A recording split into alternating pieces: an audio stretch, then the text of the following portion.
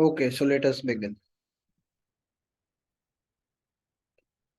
श्रीवत्सवंशकलशोदधिकौस्तुभस्य श्रीवासराघवगुरोस्तनयं ततश्च विद्या अवाप्य विबुधोत्तमतां दधानं कुर्वे सदा हृदि गुरुं करुणाकराख्यं लक्ष्मीनाथसमारम्भां नाथयामुनमध्यमाम् अस्मदाचार्यपर्यन्तां वन्दे गुरुपरम्पराम् यो नित्यमच्युतपदाम्बुजयुग्मरुक्मव्यामोहतस्तदितराणि तृणाय मेने अस्मद्गुरोर्भगवतोऽस्य दयैकसिन्धोः रामानुजस्य चरणौ शरणं प्रपद्ये।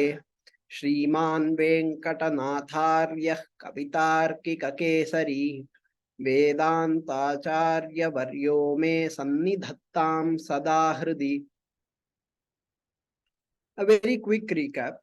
We looked at the equivalent of moksha as per Sankhya, Vaisheshika, and Jaina schools. We also saw that under the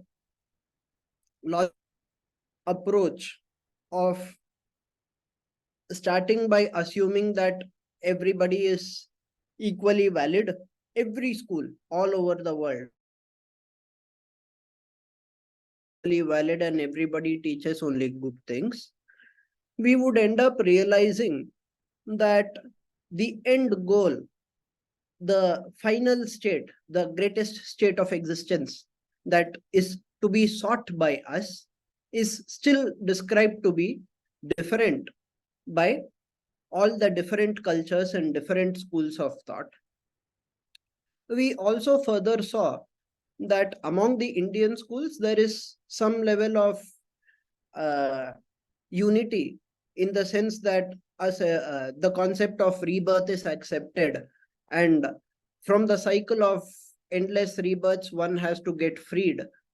How that is explained by various philosophies, that is what we saw. And we also gave the example of Hiranyakashipu to illustrate that anything and everything appears to be legitimate need not necessarily be legitimate. If we have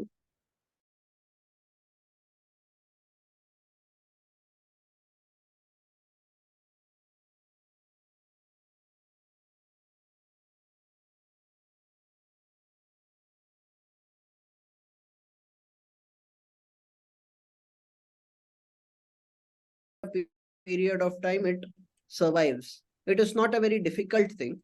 As per our scriptures itself, sometimes Bhagavan himself created a faith that others got misled into believing. At other points of time, somebody else created. Sometimes humans create, sometimes Bhagavan himself creates. I am talking about fake schools of philosophy.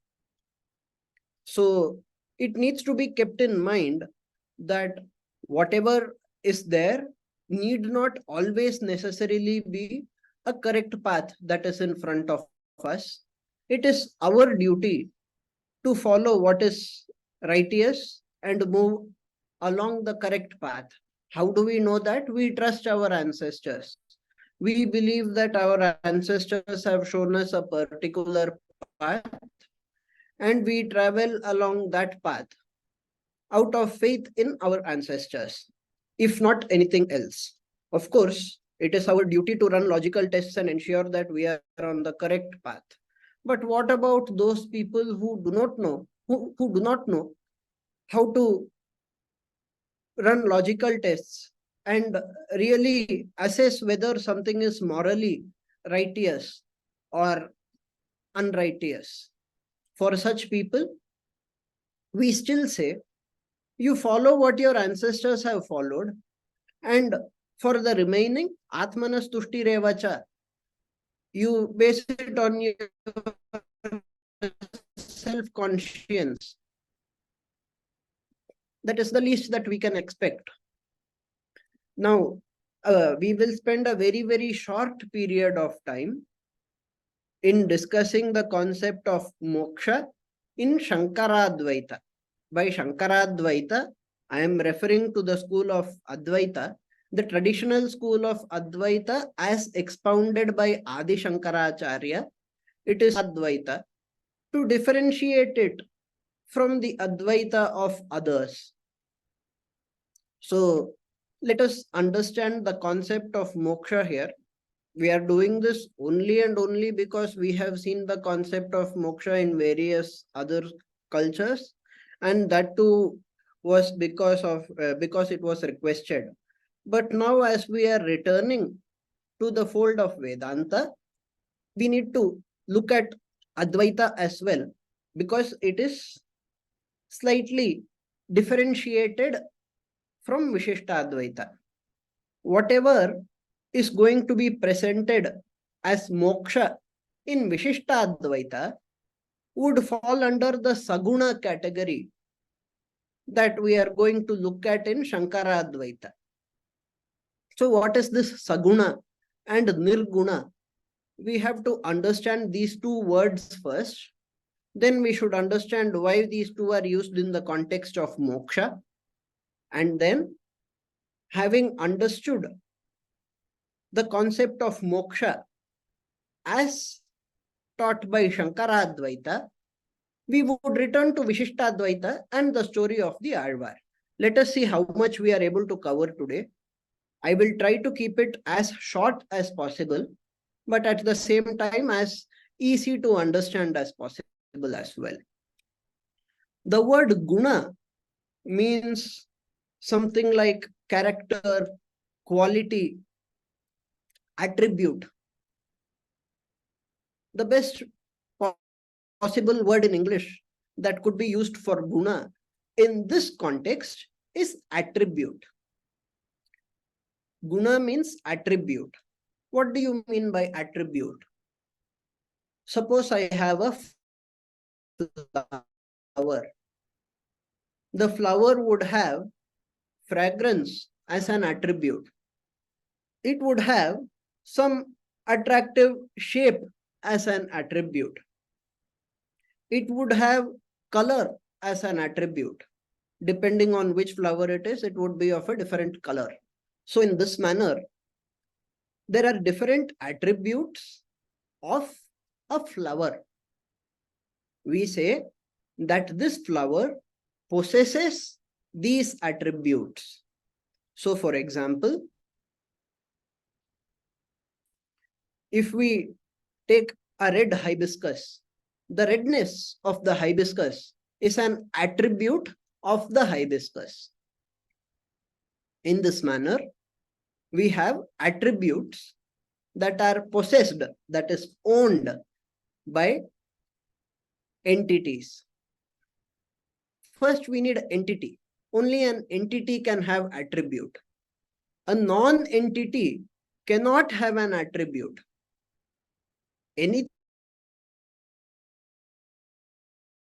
For anything to have an attribute, correct?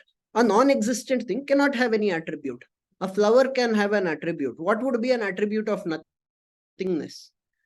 If attribute of nothingness would be nothingness only. So, for some attribute to be there, the possessor of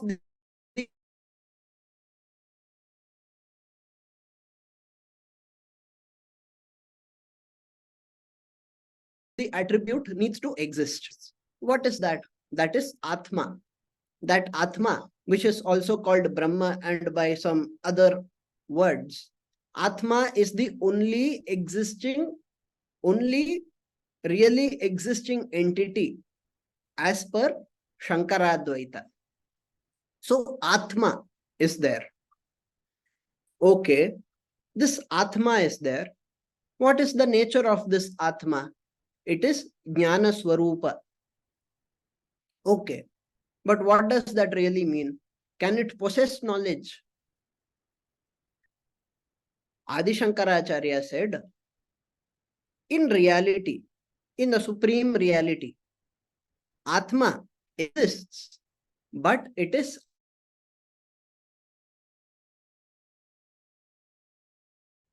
There is no name, there is no form, there is no color, there is no smell. Whatever attribute you can think of anything you like, it does not have that attribute. It does not have any attribute. It is an attributeless Atma.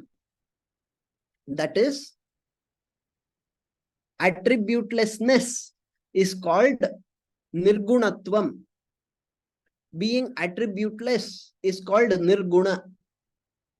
So, Atma is in the absolute reality called Paramarthika Dasha or Paramartha. There it is Nirguna, void of attributes. But that is not something that could be realized by us. Even recently, Sringeri Shankaracharya said in a video that it is not easy to realize this Advaita, this non-duality of there being a single Atma. You cannot logically establish it. You cannot logically perceive or imagine it. It is impossible. It is a state that is to be attained, he said. What do you mean by state that needs to be attained? It is the real state. It is the absolutely real state. But that absolute reality, supreme reality, has not been understood or realized yet by the jiva. The jiva, due to avidya, ignorance, is seeing bheda everywhere. It is seeing differences everywhere. This jiva, due to avidya, it is seeing gunas everywhere. It is seeing sagunatva everywhere. Wherever it sees properties. So, this nirgunatva is a state, it is the state of supreme reality that is to be attained by the individual jiva. That state is called nirguna moksha. If you call it nirguna moksha, it refers to paramarthika moksha. It means the supreme state of existence, which is the very reality, as per Shankaradvaita. That is nirguna. Of course, moksha itself is defined as the supreme state of being. So, in the supreme state of being, what is the supreme state of being? Here, the supreme state is defined as the absolute reality, the state of absolute reality, paramartha, is called as moksha. How do you reach that state? It is not something that you climb up and then reach that floor or something like that. It is something that is to be realized. So, right now there is avidya. Due to avidya, there is ignorance. There is maya everywhere. Due to this maya, all sorts of dualities are being seen.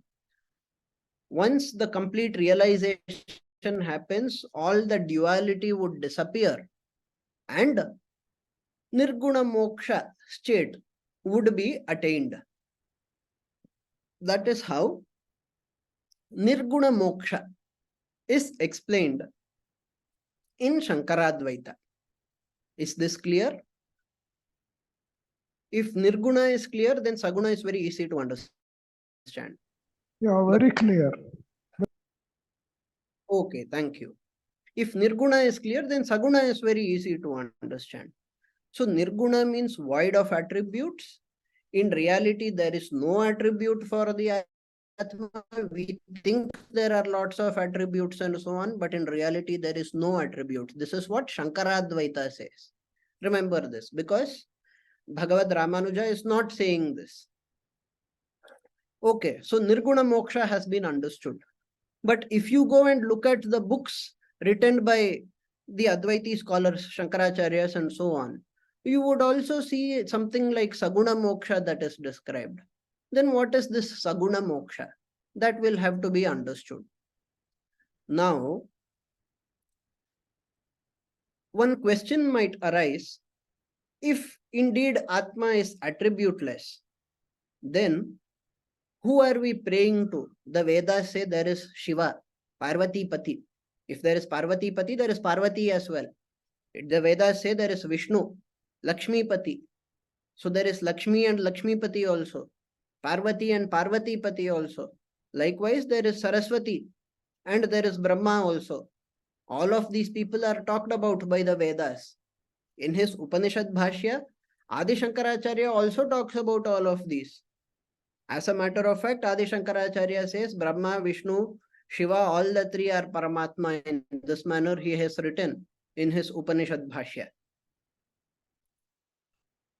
But we just said that Atma in reality has no attribute. Brahma has attributes, Vishnu has attributes, Shiva has attributes. The very fact that you talk about Brahma, Vishnu, Shiva, meaning there is some difference between Brahma and Vishnu, and some difference between Vishnu and Shiva.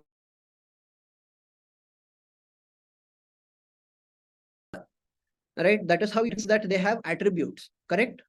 We associate Shiva with what? Trishula, Parvati, and so on. He has attributes. Vishnu has attributes. He has Chakra, Shankha, and so on.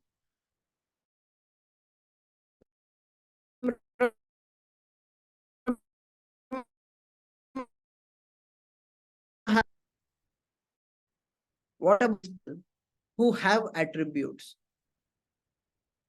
The philosophy is that the same Atma, there is only one Atma.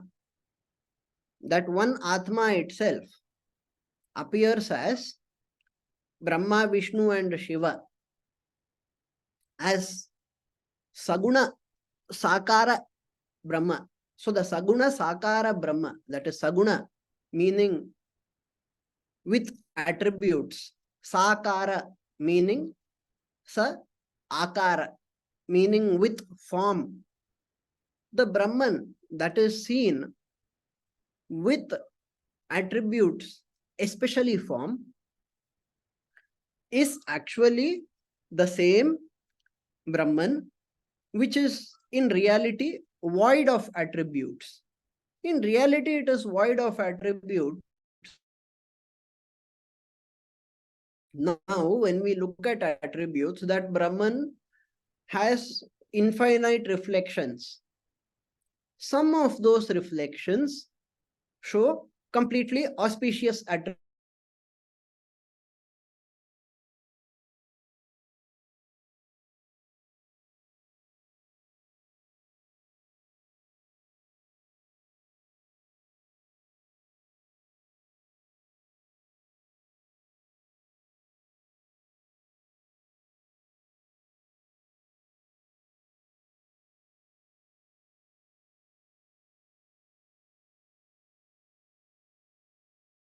Brahman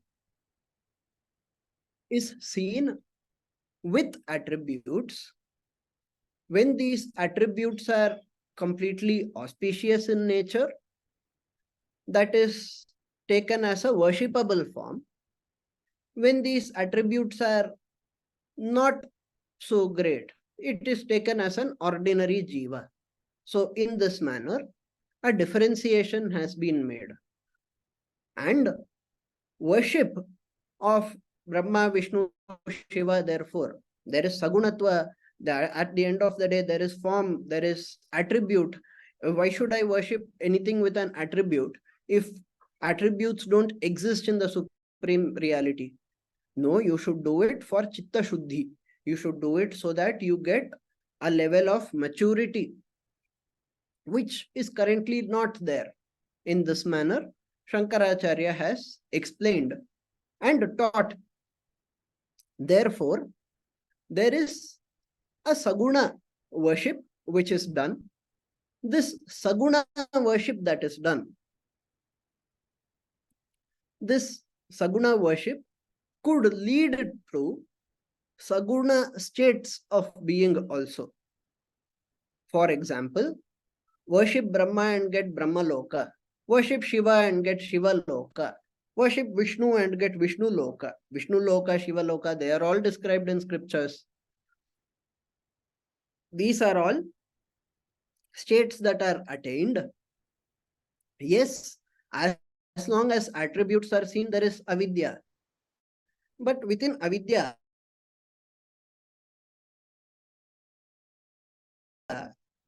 we are state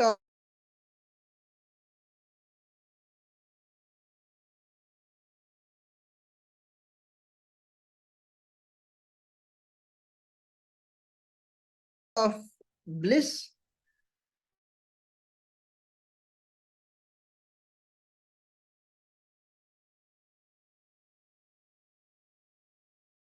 In this manner, saguna and nirguna moksha has been explained in Advaita. Saguna itself could be of multiple types depending on which kind of deity is worshipped, what kind of worship is performed, and so on. We are not going to get into the details of that.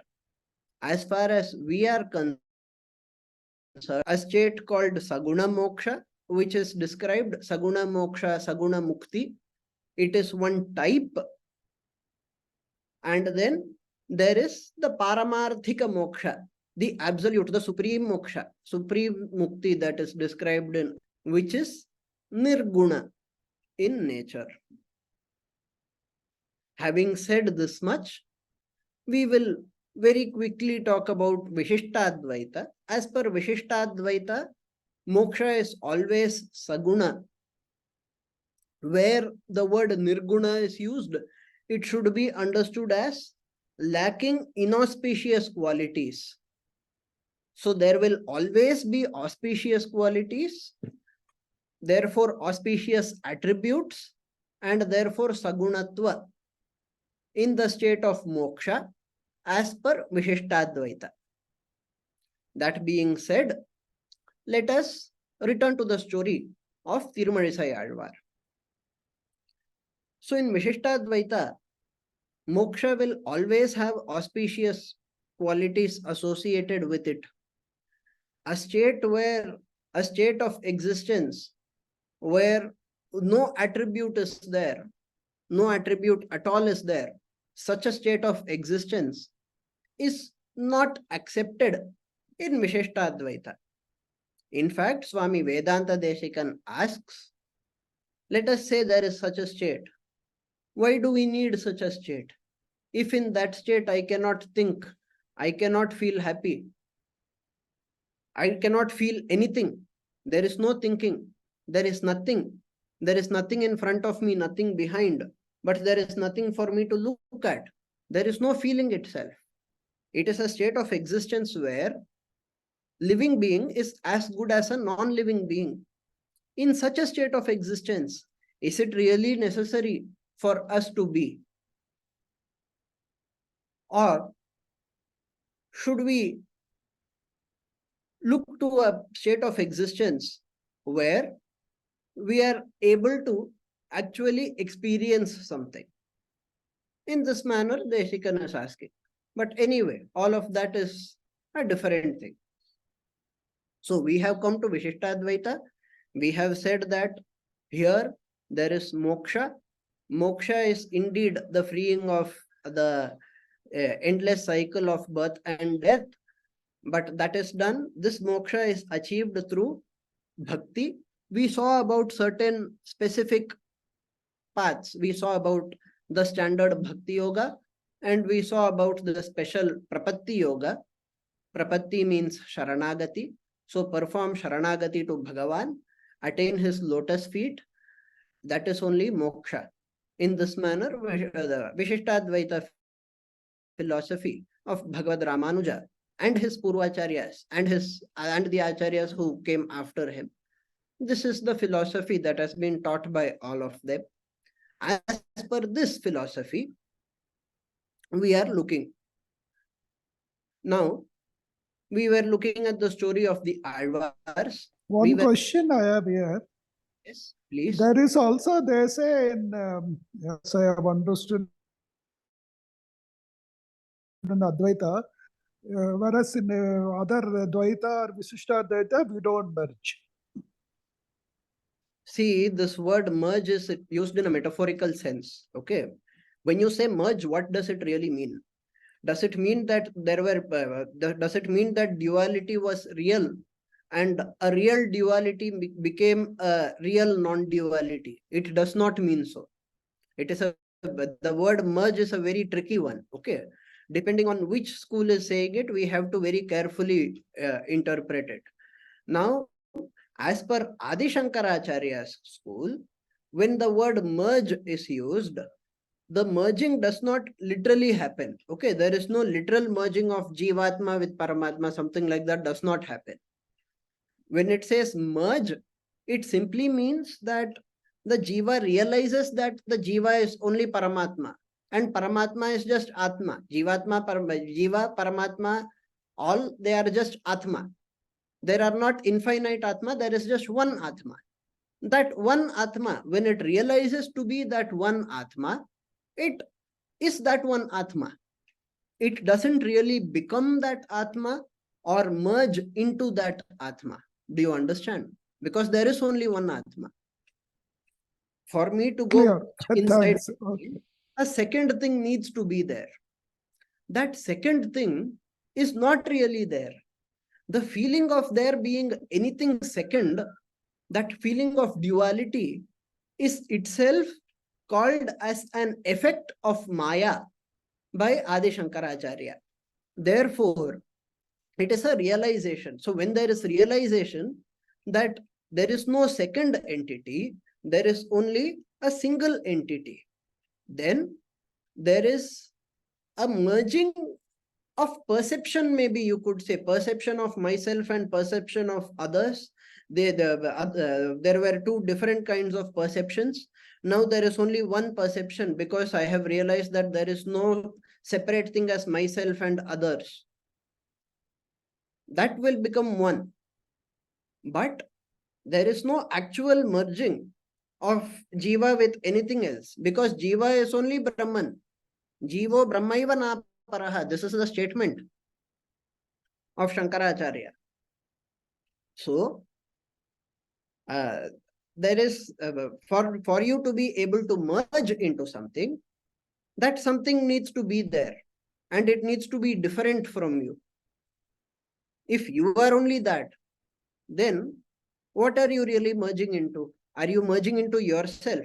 Does it mean you were not merged into yourself before? These questions become meaningless. So the word merge should be understood in a metaphorical sense. Okay. It is quite easy to describe in English saying the individual soul will merge with the Supreme Soul in Advaita.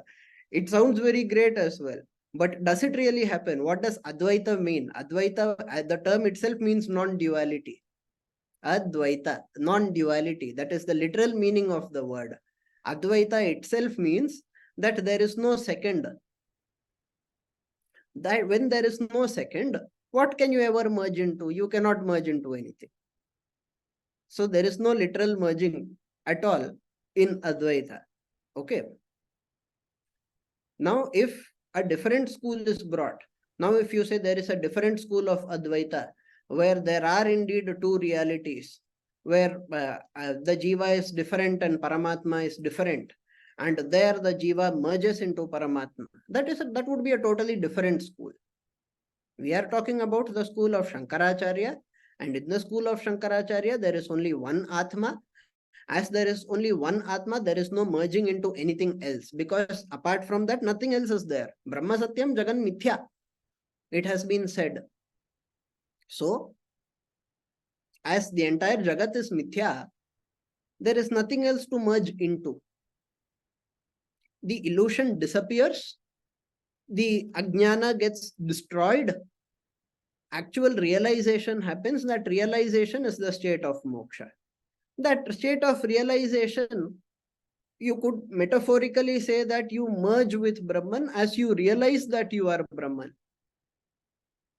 But it should not be taken in the literal sense. If it is taken in the literal sense, it would become self-contradictory. Is it clear? Very clear. Thank you very much. Okay. So now we were looking at the story of the Alvars. We were looking at the fourth Alvar,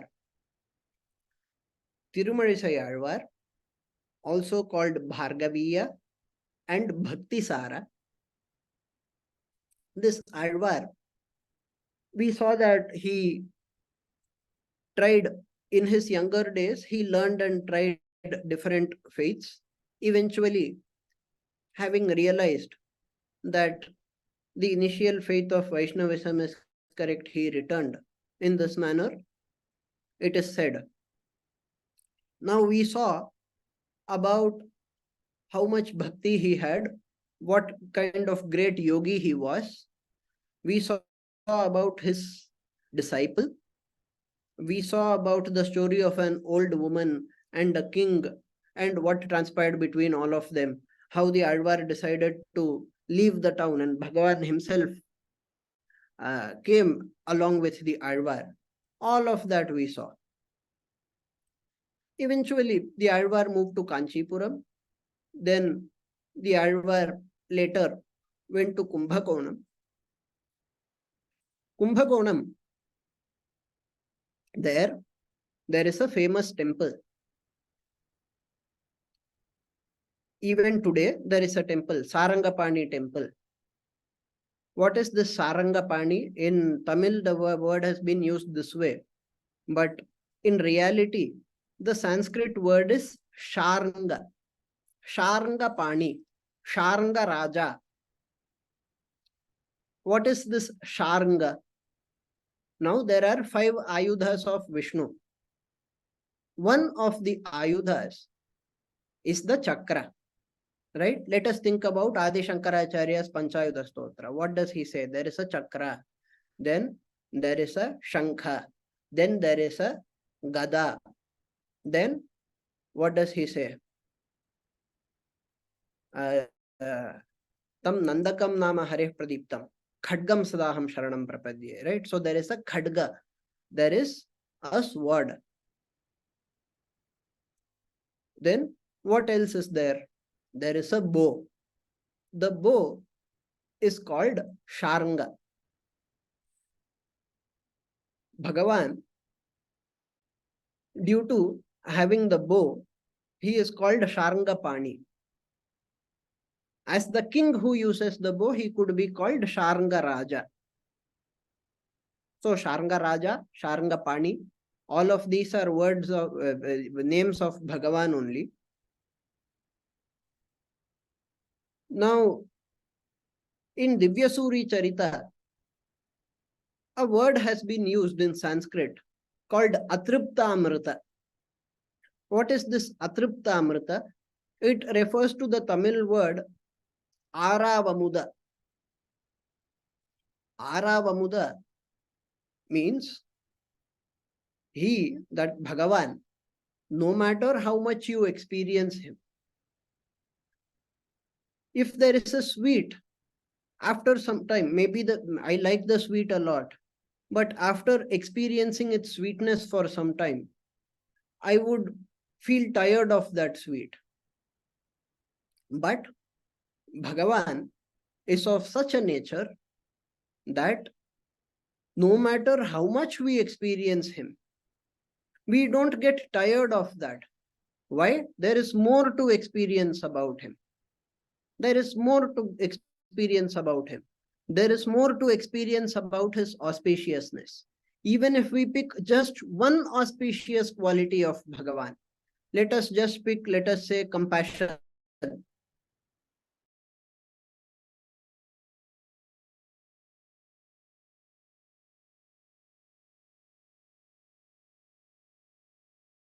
Even about that one compassion. So there is no way to exhaust the auspiciousness of any quality of Bhagavan.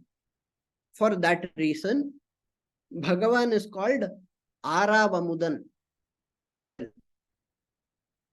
an equivalent in Sanskrit that has been tried is Atripta Amrita. Now, Bhagavan is like an Amrita, which is very, very great to taste and which gives us a very great benefit.